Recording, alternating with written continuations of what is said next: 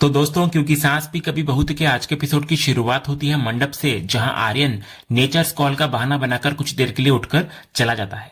इधर परी की बेचैन नजरें बार बार अजय को ढूंढ रही होती है। उधर हम नंदिनी को देखते हैं, जो डर के मारे घबराहट में भागते हुए करण के पास पहुंचती है। उसकी सांस फूली हुई होती है और वो हांफते हुए करण से कहती है कि वो उसके साथ अभी चले। तो करण उसकी हालत देखकर चिंतित हो जाता है और पूछता है कि क्या हुआ, वो इतनी घबराई हुई क्यों है। तो इस पर नंदिनी डरी हुई आवाज में कहती है कि वो यहां पर है। तो जब करण पूछता है कि कौन, तो नंदिनी कहती है कि रियो यहां पर है। तो ये सुनकर करण को पहले तो यकीन नहीं होता, लेकिन नंदिनी उसको खींचकर उस जगह ले जाती है जहां उसकी मुलाकात रियांश से हुई थी। पर वहां पहुंचने पर उन्हें कोई नहीं मिलता। तो करण नंदिनी से कहता है कि यहां पर तो कोई नहीं है। फिर वो कहता है कि शायद वो ये सब सोच रही थी, ये सब उसके दिमाग में चल रहा था, इसलिए उसे दिख रहा है रियांश। लेकिन नंदिनी चिढ़कर कहती है कि वो कुछ भी नहीं सोच रही, उसने खुद रियांश को देखा था, एक बुजुर्ग के भेष में। वो बताती है कि रियांश ने उसके मुंह पर हाथ भी रखा था और वो शादी को एंजॉय कर रही थी, रियांश के बारे में सोच भी नहीं रही थी। और फिर इसके बाद नंदिनी करण को वो बात कह देती है जो करण के होश उड़ा देती है। वो बताती है कि रियांश अंश के बारे में पूछताछ कर रहा था। तो ये सुनते ही करण के पैरों तले जमीन खिसक जाती है और वो समझ जाता है कि ये नंदिनी का वहम नहीं है। वो कहता है ये लड़का यहां तक पहुंच गया। इधर नंदिनी घबराकर कहती है कि उन्हें ये बात माँ को बतानी होगी, वे उनसे ये बात छिपा नहीं सकते। वो जैसे ही तुलसी को बताने के लिए जाने लगती है, करण उसको रोक लेता है। वो उसको समझाता है कि वे अभी माँ को कुछ नहीं बता सकते, वरना परी की शादी में बहुत बड़ा तमाशा हो जाएगा। वो कहता है कि बड़ी मुश्किल से परी की जिंदगी पटरी पर आई है और वे उसे बर्बाद नहीं कर सकते। ये सुनकर नंदिनी टूट जाती है। वो डर के मारे करण के गले लग जाती है और कहती है कि उसे बहुत डर लग रहा है। अब वे क्या करेंगे, रियांश वापस आ जाएगा। तो करण उसको संभालते हुए कहता है कि वो शांत हो जाए, वो सब कुछ संभाल लेगा। वो नंदिनी को वापस जाकर सबको ज्वाइन करने के लिए कहता है और भरोसा दिलाता है कि वो रियांश को खुद हैंडल करेगा। वो उसे कहता है कि वो बिल्कुल भी अकेली न रहे। इतना बोलकर वो नंदिनी को वहां से भेज देता है। इसके बाद इधर करण तुरंत रियांश को फोन लगाता है और पूछता है कि वो कहां पर है। फिर अगले ही पल हम देखते हैं कि करण शांति निकेतन के बाहर आता है और रियांश वहां खड़ा होता है। फिर करण गुस्से में उसकी तरफ बढ़ता है और पूछता है, ये क्या है रियो, क्या कर रहा है तू। वो रियांश को फिर एक कोने में ले जाकर उससे सवाल करता है कि वो इतना बेचैन क्यों हो रहा है। वो कहता है कि घर में शादी चल रही है और वो ऐसे भेष बदल कर आ गया, आखिर उसे हो क्या गया है। तो इस पर रियांश का सारा दबा हुआ दर्द और हताशा बाहर आ जाती है। वो पलटकर करण से पूछता है, आपको क्या हो गया है डैड, आप क्यों नहीं देख सकते कि मैं किस दौर से गुजर रहा हूँ। वो कहता है कि वो बस एक सच ही तो पूछ रहा है, लेकिन कोई उसे सच बताने को तैयार ही नहीं है। वो करण से पूछता है, आप मुझे सच क्यों नहीं बता सकते, मैं यहाँ सच जानने के लिए आया हूँ और आप कह रहे हो कि मैं बेचैन क्यों हूँ। इसके बाद रियांश आगे बोलता है कि करण ने तो बहुत आसानी से कह दिया कि वो किसी से कुछ ना पूछे, इसलिए वो यहाँ पर सोचकर आया था कि शायद उसे कुछ सच पता चल जाए। इसलिए जब उसने करण की पत्नी नंदिनी को देखा तो वो उनसे पूछने चला गया। इधर करण पूछता है कि ये सब करके उसे क्या मिलेगा। इस पर रियांश भी चीख कर कहता है, सुकून मिलेगा, आप समझते क्यों नहीं। इसके बाद रियांश बताने लगता है कि उसे समझ नहीं आ रहा कि इस अंश वीरानी के नाम में आखिर ऐसा है क्या। वो कहता है कि उसने तो बस ऐसे ही अपनी मॉम के सामने यह नाम ले लिया और वो पूरी तरह से घबरा गई, उनकी तबीयत खराब हो गई। और उसी वक्त टीवी पर किसी फिल्म में गोलियों की आवाज चल रही थी, जिसको सुनकर तो वो पूरी तरह से बेहोशी हो गई। हालांकि वो करण को यह भी कहता है कि नियति अब ठीक है और उसने डॉक्टर को बुलाकर सब संभाल लिया है। तो करण ये सुनकर गुस्से में कहता है कि अगर वो ठीक नहीं होती तो क्या होता। वो रियांश को डांटता है कि उसने उसे कितनी बार समझाया कि अतीत की बातें करना नियति के लिए अच्छा नहीं है। तो रियांश हताश होकर कहता है, तो फिर आप ही बता दो ना, कब से गोल गोल घुमा रहे हो मुझे। वो कहता है कि वो यहाँ सिर्फ ये जानने आया है कि उसकी जिंदगी का सच क्या है और वो कौन है।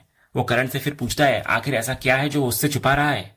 तो करण सख्ती से कहता है कि उसे कोई हंगामा नहीं चाहिए। तो इस पर रियांश कहता है कि वो कोई हंगामा करने नहीं आया था, इज्जत से आया था और इज्जत से चला भी जाएगा।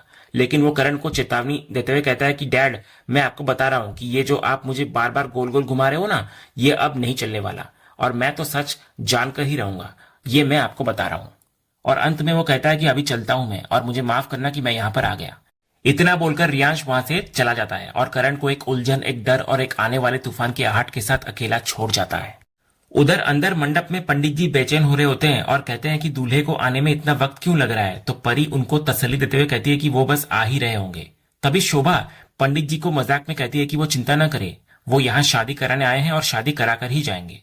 तभी शोभा की नजरें दरवाजे पर टिक जाती है और वो खुशी के मारे कहती है, लो आ गए दूल्हे राजा।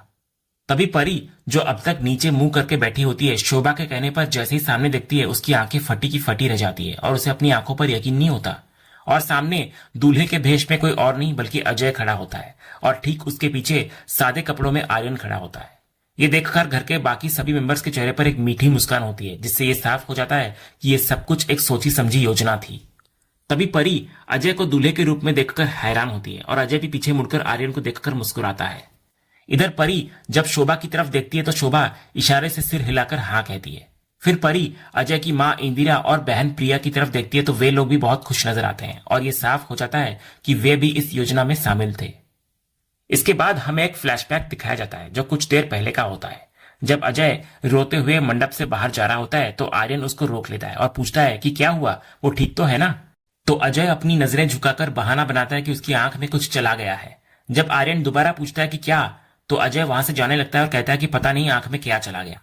तभी पीछे से आर्यन कहता है शायद मैं। ये सुनकर अजय चौंक जाता है। फिर आर्यन उसके पास आकर कहता है कि अजय की जिंदगी और उसकी आंख का सबसे बड़ा तिनका तो वही है जो शायद वही उसे चुभ रहा होगा।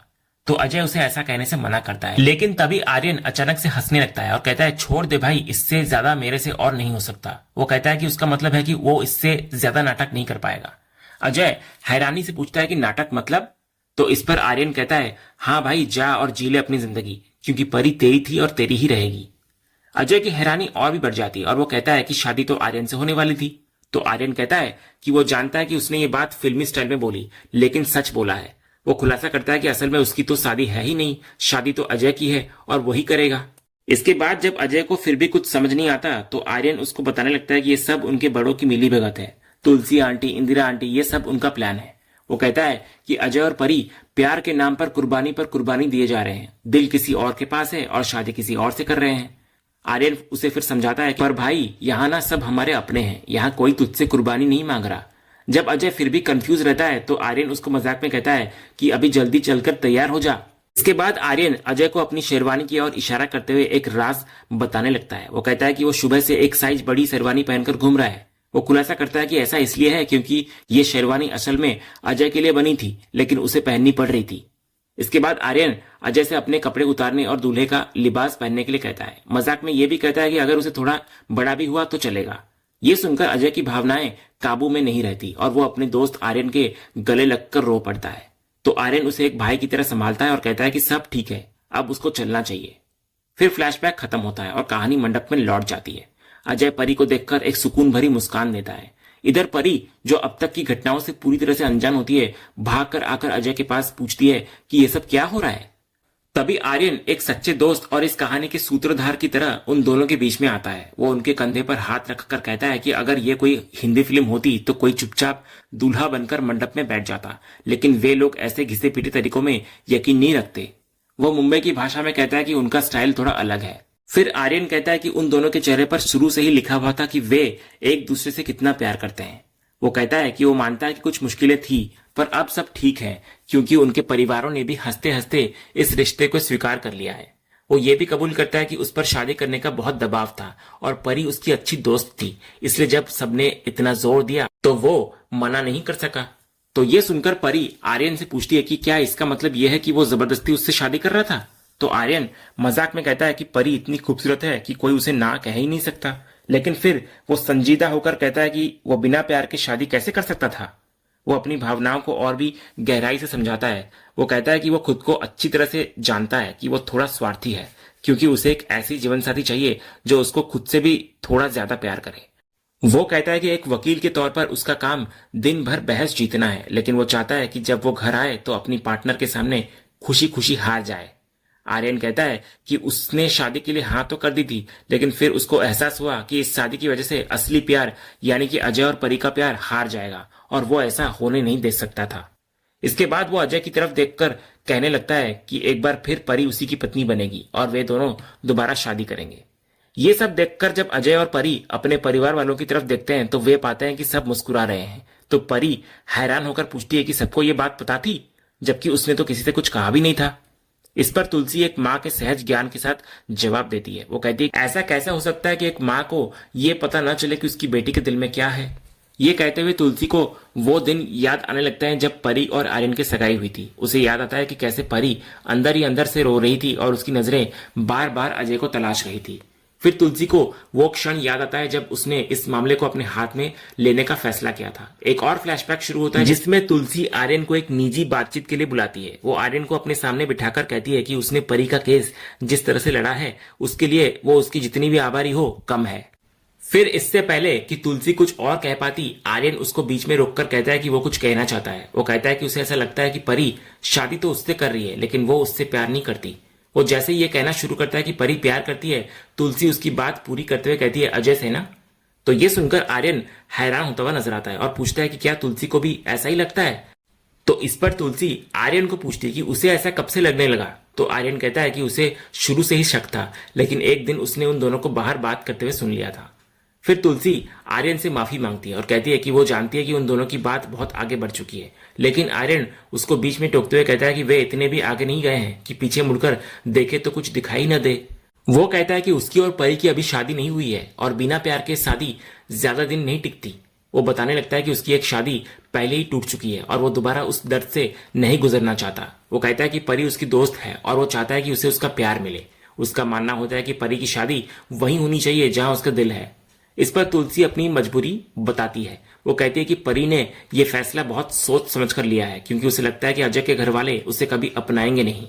लेकिन आर्यन इस बात से असहमत होता है। वो कहता है कि उसने खुद अजय के परिवार को कोर्ट के बाहर परी से बात करते हुए सुना था और जिस तरह से वे उससे बात कर रहे थे उससे साफ था कि वे परी को खुशी खुशी अपना लेंगे। वो कहता है कि अजय भी अपना अतीत भूल चुका है। फिर आर्यन कहता है कि परी अपनी लाइफ में पहले ही बहुत कुछ झेल चुकी है और वो नहीं चाहता कि एक और गलत फैसले से उसकी लाइफ बर्बाद हो। जब तुलसी आर्यन के माता पिता के बारे में चिंता जताती है तो आर्यन कहता है वे भी वही करेंगे जो सही है और सही यही है कि अजय और परी की शादी हो।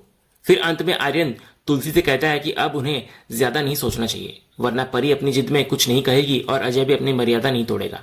वो कहता है कि अब जो भी कुछ करना है वो तुलसी को ही करना है, इसलिए उन्हें देर नहीं करना चाहिए और अजय के परिवार को फोन मिलाना चाहिए। फिर फ्लैशबैक खत्म होता है और सीन वापस मंडप में आता है। अजय की मां इंदिरा परी के पास आकर कहती है कि जब तुलसी का फोन आया तो वो अपने बच्चे की खुशी के लिए कैसे मना कर सकती थी। वो परी का हाथ पकड़कर माफी भी मांगती है और कहती है कि उसे परी को समझने में बहुत बड़ी गलती हो गई थी और वो उस गलती को दोहराना नहीं चाहती थी।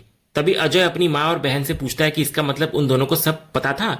तो इंदिरा प्यार से कहती है कि उनके लिए उनके बच्चे की खुशी से बढ़कर कुछ नहीं है और उनकी खुशी भी परी में ही थी। तो अजय समझ जाता है कि उसकी माँ सुबह से उसको जबरदस्ती शादी में लाने की जिद क्यों कर रही थी और ये जानकर वो अपनी माँ के गले लग जाता है। तभी तुलसी कहती है कि सबको पता था, बस उन दोनों को ही नहीं पता था कि आज उनकी शादी है और ये सब आर्यन की महानता की वजह से हुआ है।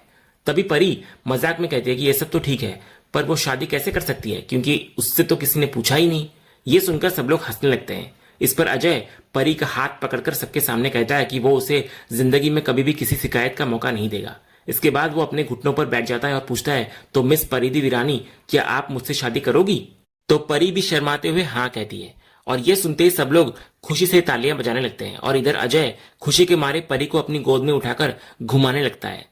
तभी इस खुशी के माहौल में तुलसी आर्यन के पास जाती है और कहती है कि उसे परी से भी ज्यादा अच्छी परी मिलेगी क्योंकि उसका जीवन का अनुभव कहता है कि जो दूसरों के साथ अच्छा करते हैं भगवान उनके साथ और भी अच्छा करते हैं।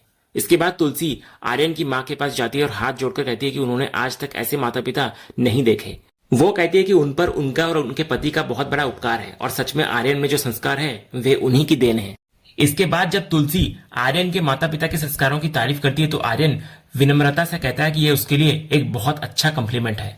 इस पर तुलसी कहती है कि यह सिर्फ एक कॉम्प्लीमेंट नहीं बल्कि सच्चाई है। वो कहती है कि आर्यन और उसके माता पिता जैसे लोग आज के जमाने में नहीं मिलते। वो एक बार फिर उसका धन्यवाद करती है।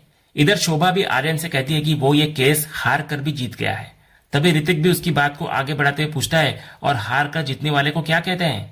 इस पर वहां मौजूद सभी लोग एक साथ जोर से चिल्लाकर कहते हैं कि आर्यन।